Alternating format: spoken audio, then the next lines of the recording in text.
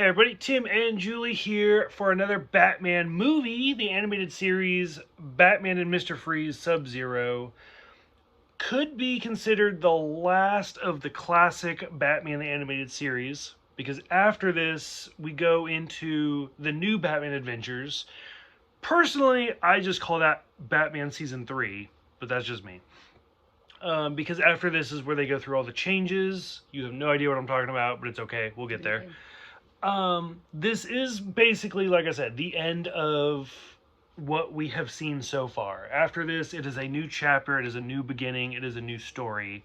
Same voice actors, same whatever. Well, you'll figure it out. The return of Mr. Freeze. Once again, Michael and Sarah. I love that actor. He's such a good actor. Goes back to Star Trek, the original series, Star Trek Deep Space Nine. He's a Klingon. He's great. Not the last time we see Mr. Freeze, but this is, I don't know, this is the first time we see him is the 2-part episode Heart of Ice. Mm-hmm.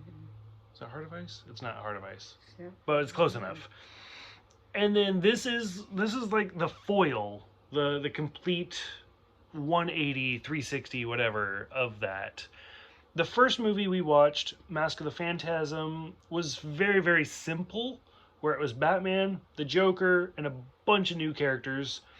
This one, we have Batman, we have Robin, we have Batgirl, we have Mr. Freeze. We have a lot of people in this one. So overall, but still the plot is still very, very simple. Yeah. Where Nora needs a transfer, coincidentally... Transplant. An organ transplant. Mm-hmm. And coincidentally, Batgirl is the only match. Right. And chaos ensues. Mm-hmm. Very, very simple plot, but they do a lot with it. Right. So for this, I mean, realistically, if we look at the time, this is almost like a 3-part episode, because it's like an hour long. That's it. So for this, what did you think of Nora, Mr. Freeze, all the new characters? This one I liked a lot. Mr. Freeze, you know, and so we've talked about it before, about if something ever happened to somebody that we were very close to, we'd do anything to help and save them. Mm-hmm. And that's what I got out of it. And even though they did evil things and kidnapping Barbara and stuff, because she was a match to help Nora. Right. And then, like I said, all chaos broke loose, and she tries to escape, and Batman and Robin are there to help her. And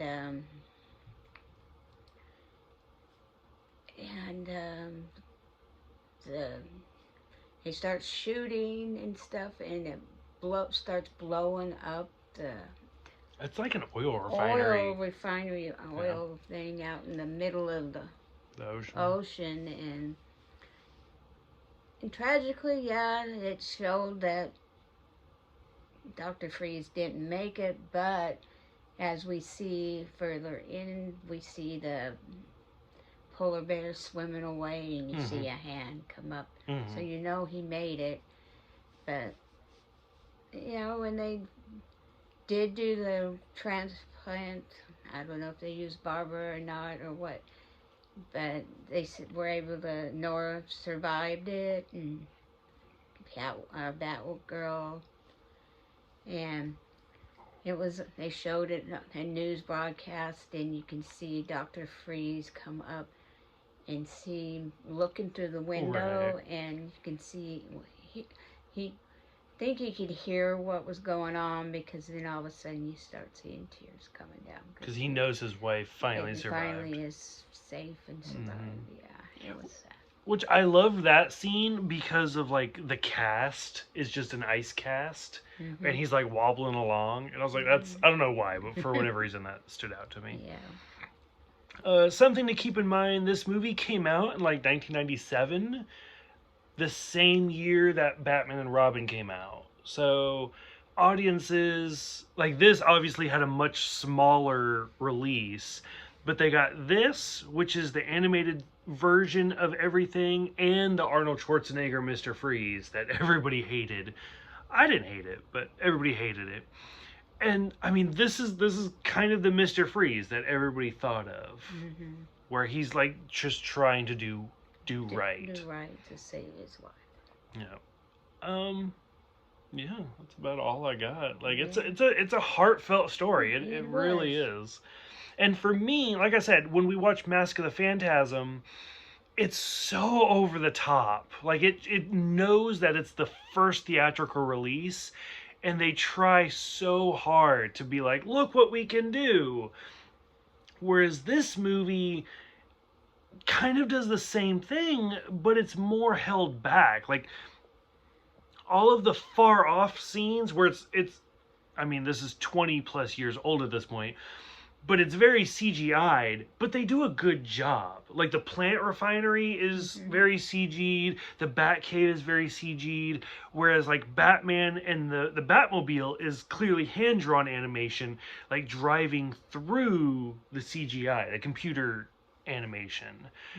But I thought they did a great job with balancing them.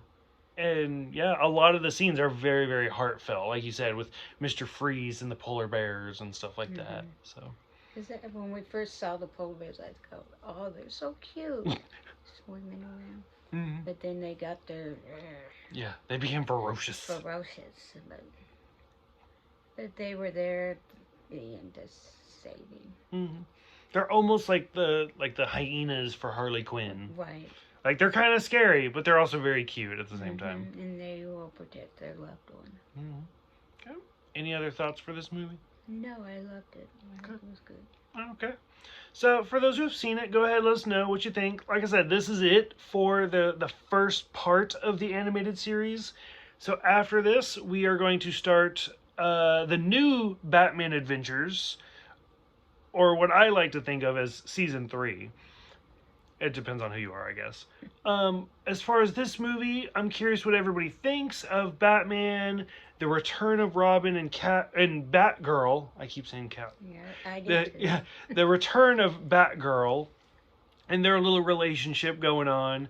Curious what everybody thinks. Go ahead, let me know. Thank you guys for watching. Thank you for subscribing. It always means a lot to me. And we will see you guys next time for, like I said, part 1 of the new Batman Adventures.